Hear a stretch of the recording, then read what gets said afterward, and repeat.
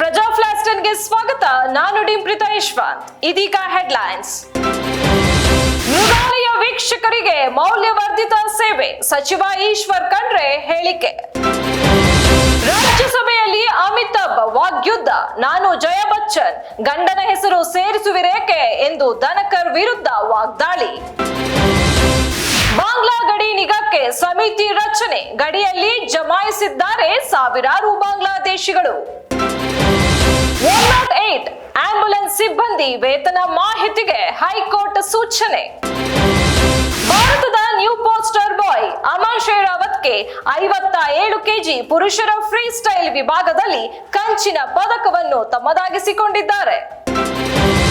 ದುನಿಯಾ ವಿಜಯ್ ನಿರ್ದೇಶಿಸಿ ನಟಿಸಿರುವ ಭೀಮಾ ಸಿನಿಮಾಕ್ಕೆ ರಾಜ್ಯಾದ್ಯಂತ ಮೊದಲ ದಿನ ಒಳ್ಳೆ ರೆಸ್ಪಾನ್ಸ್ ಸಿಕ್ಕಿದೆ. ಕನ್ನಡ ಪ್ರೇಕ್ಷಕರು ಚಿತ್ರಮಂದಿರಕ್ಕೆ ಬರಲ್ಲ ಎನ್ನುವ ಆರೋಪವನ್ನು ಭೀಮಾ ಸುಳ್ಳಾಗಿಸಿದ್ದಾರೆ.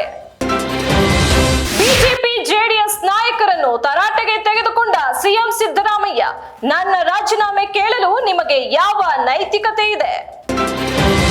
ಸಿಎಂ ತವರಿಗೆ ಮೈಸೂರು ಚಲೋ ಎಂಟ್ರಿ, ಇಂದು ಪಾದಯಾತ್ರೆ ಸಮಾರೋಪ, ಸಿದ್ದರಾಮಯ್ಯಗೆ ಮೈತ್ರಿಯ ತಿರುಗೇಟು.